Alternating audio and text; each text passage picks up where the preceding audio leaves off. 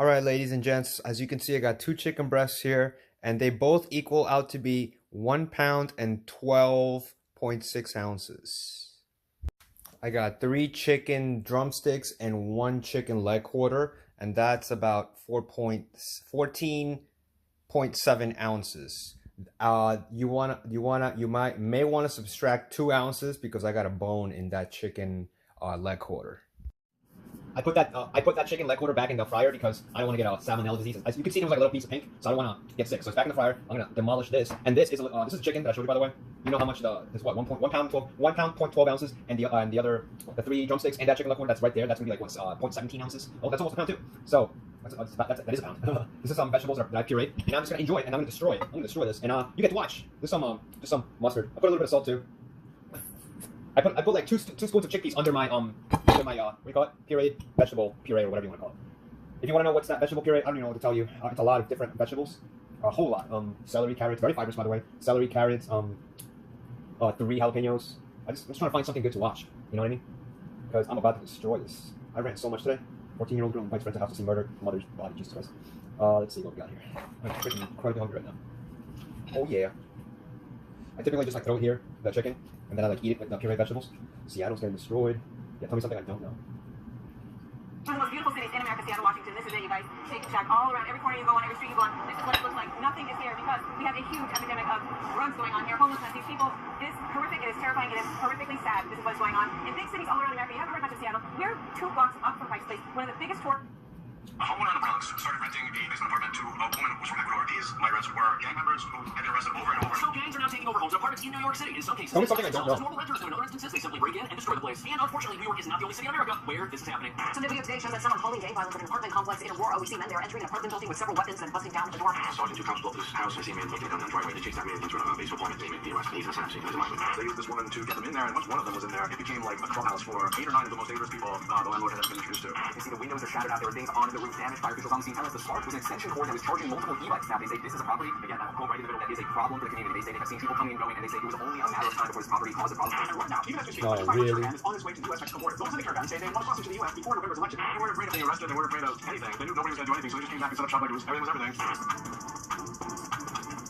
So 2 homes were just totally destroyed after a gang took one over and accidentally burned it down. But nobody's talking about how this problem of gangsters taking over apartments and using them as hideouts tends to happen more in sanctuary cities than anywhere else. And it's been happening here in New York for months, fueled by the proliferation of dangerous gang members through our shelter system, who act as if they're entering an American sanctuary city as someone who's fleeing poverty or persecution when the only thing on their mind is persecuting the law-abiding. And the reason this is happening in New York and Chicago and Denver and other cities like this is because these gang members understand, according to critics, that they can get away with a lot more in parts of the country where laws are designed to protect them. For example, in New York, it's against the law for police to share the immigration status of someone they arrest with the federal government. And part of the reason gang members operate with such brazenness here is because even if the NYPD arrests them and federal immigration finds out, our police are not allowed to hold that individual until the government can come get them, which means immigration enforcement has to make their own arrest on their own time with zero help from our city. And that brings us to the real reason why we're now witnessing gang activity in this country that we've never seen before. These criminals, once they get here, not only are they protected, they can also take advantage of a very generous social safety net set up for those fleeing extreme poverty. And they take advantage of this generosity to connect not with a path leading to the American dream, which is what most asylum seekers do, but with the criminal underworld. Now, New York in particular finds itself between a rock and a hard place because while our American police realize the dangers we're now facing because of this gang activity, they're fighting an uphill battle against a legal system that keeps criminals out on the street when they commit minor, non-violent offenses, like engaging in a calm, peaceful shoplifting spree that doesn't hurt anything except the bottom line of a big company, or shut down one of New York's many small, struggling businesses. But critics say we've got another problem because this city and its shelter system are now full of individuals who may not be who they say they are, and may be hiding from a past life as a criminal, or worse, trying to start a new life of crime here in America, which recently happened when gang members took over a building and started a fire that led to 3 law-abiding families losing their homes. So, shout out to Jack Shorty, by the way. Oops, let's take that off. So fires in New York City, that's nothing out of the ordinary. In fact, these guys put out about 24,000 of them every single year. But recently, the FDNY encountered a fire that was different from the norm, not because of what caused it, but because of who started it and how they did it. You can take a look at those 2 split homes right behind me there. You can see the windows are shattered out. There are things on the roof damaged. That is where the fire originated. It all has to do with what was on the backyard of that property that we're going to give our viewers. So before we see the backyard of this place, it's important to understand who was inside this building illegally that started the fire to begin with. And the home in question is located in Marine Park, a very nice residential neighborhood, and it had been abandoned for a very long time. Very Far nice. enough that junkies were able to get inside and had been squatting there. But according to the New York Post, those junkies rented out the home or part of the home to asylum seekers who then moved in and were living there as well. Neighbors interviewed said problems had been happening at the home for a while, and an unknown number of people were living inside of it. They claim there were fights started between people living at the property and neighbors nearby. And what you have here is a critical mass of people living inside one particular property, doing things inside of it that are not exactly legal or safe, which is why it burned down. What was back there was a hoarding of trash that basically acted as an accelerant and cabling for the fire. Now, fire officials on the scene tell us the spark was an extension cord that was charging multiple e-bikes. Now, when that extension cord caught fire, so did the lithium-ion batteries, the flames. So the backyard of this home, which was valued at $750,000, it was full of stolen e-bikes and trash. Now from the street, you can see a lot of the debris that caught on fire in the back that had kind of been hauled out of this whole side area here. But there are some photos of the backyard online. Look at this. It was basically a big dump right there, ready to catch fire. What a disaster. But what's really sad about this story is that the people in this property that were living there destroyed destroying it. Their behavior destroyed both properties on either side of it as well. If you look at the front door of the house to the left, you'll see paperwork from the city that stops people from coming inside as the property was damaged pretty badly. The side of the house is burned and scorched. It's likely total, which is a shame. You can tell people are coming inside because the exterior is well maintained. It looks like the porch has recently updated windows. It looks nice. There's landscaping work out front, but now the roof area has no windows. There's a burned up mattress on top of the building. And whoever was living there, spending money on that property, improving it, now does not have access to it. Can't live there. All because our city has a system in place that allows gang members to take over properties and do whatever they want inside of them. But sadly, this story gets even worse. This is a property, again, right in the middle where you can see the burns on the side. That is a problem for the community. And they say it was only a matter of time before this property caused a problem. That's what they say they were worried about, that they were reporting to every agency they could. And unfortunately, those calls, despite that, this incident is still happening here today. So the fire at this property was so intense, it not only took out the property that was on the left side, but the property on the right side that was attached via a wall, that one was also condemned as well. And there was a family living there that had 3 small kids. And now this family, who apparently purchased the home back in 2021, now they've got nowhere to go. This has people asking, at what point does creating a city that is a sanctuary for criminals with laws that don't punish them something that starts impacting the law abiding? Now, since these neighbors shared an adjacent wall with this property that was turned into a house of horrors, when they were interviewed, they claimed that people were just coming and going from that place at all hours of the night. They suspect that many of the folks entering and leaving were people buying things that were illegal. Plus, they claimed that there was always fighting going on here in the way of verbal arguments and shouting matches at all hours of the day. And apparently this year, 18 complaints were filed with 311 for public disturbances. But it gets even worse because before the fire started that took out these 3 properties, police had been called to this place 15 times over the course of 2 weeks. That's twice a day. And nothing was done to remove these bad actors from a property they did not own. Plus, it reveals that this entire area was being terrorized by whatever was happening inside, yet nothing was being done about it. There were no laws to get these people out, and the only way they ended up leaving was when the place caught fire because of the dangerous conditions inside of it. But sadly, the tragic tale that we have at this property isn't the only one that's taken place in New York recently, and many observers say that the rising gang violence that started here first should have been a warning to the rest of the country as to what was coming. 2 cities and towns that have laws that seem deliberately designed to protect bad actors and help them live lives of crime. How's that? Okay.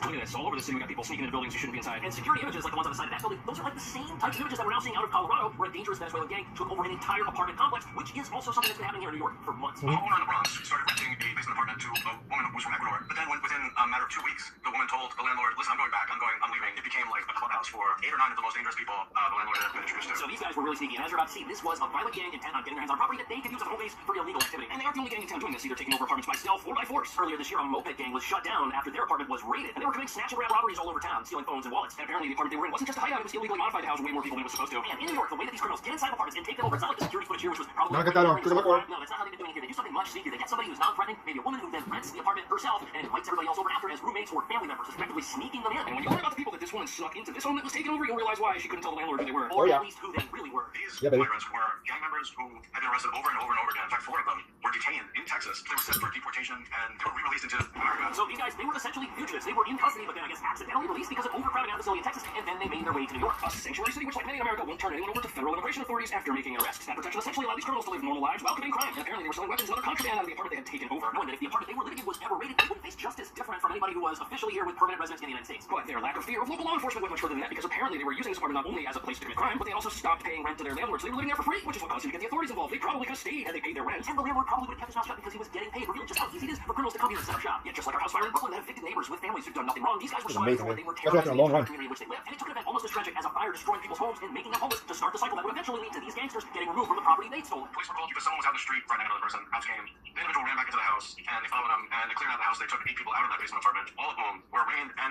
all of them were released. There is a bail reform. None of them were. So this house of horrors finally started to get noticed by law enforcement when the crime going on inside of it spilled out into the street. And you'd think that this is the part of the story where this nightmare would officially be over. But if that were the case, living in a sanctuary city which has laws that protect criminals wouldn't be such a big deal, because it takes both. Remember, these guys were wanted by federal immigration authorities. Now, though they were arrested for running around in the street with weapons, they were all released after that transpired. And federal authorities, they had to go back to this house on their own time to arrest these people and get out of there a few days later. Had the criminals not gone back to the property, they'd probably still be out there. But the most ridiculous part of all this is you see signs all over New York telling you that weapons are illegal, and you can't even bring them into certain parts of town like Times Square. If someone's caught with an illegal weapon, they're supposed to be held in prison for 3.5 years at a minimum. Yet these people had weapons, were selling weapons, and they weren't even put in jail because of it. That's crazy. And critics say this should have been a wake-up call for other cities like New York and other parts of the country. These squatters were so relentless and they just came back the next day. They weren't afraid of being arrested. They weren't afraid of anything. They knew nobody was going to do anything, so they just came back and set up shop like everything was everything. So with all of this going on in New York City for months, you gotta wonder what folks in other parts of the country were thinking when they read about this stuff. Did they really think that the same people intent on committing the same types of crimes and growing their criminal gang operations wouldn't try to do the same thing in a place like Colorado? Because it looks like that's exactly what's happening right now, with one gang taking over an entire apartment complex and evicting the residents who live there. And things there are following a similar pattern as they do in New York, where the crime that we allow spills out into the suburbs and surrounding parts of the East Coast. And tell me if this sounds familiar. You've got people getting arrested in Denver or in other parts of the country, committing other crimes, yet Amazing experience. Be protected. Now, look, sanctuary cities, they are the only cities in America not immune to the presence of gang members who snuck into America. Pretty much covered everything now. Asylum. But the reason things are so much worse in a sanctuary city like New York, for example, is because of our other progressive laws that protect criminals when they do things that are wrong. And what's crazy to think about is that the amount of criminal activity taking place in New York would look very different if we actually enforced the laws that we have on the books. And the problem of criminals coming here to evade federal immigration authorities wouldn't be magnified by the fact that once they're here, they essentially benefit from protection from any legal authority whatsoever, because that's what our laws here do. But when you look at these folks who've lost their homes in a fire that was started by people that never should have been there in the first place, you've got to ask yourself,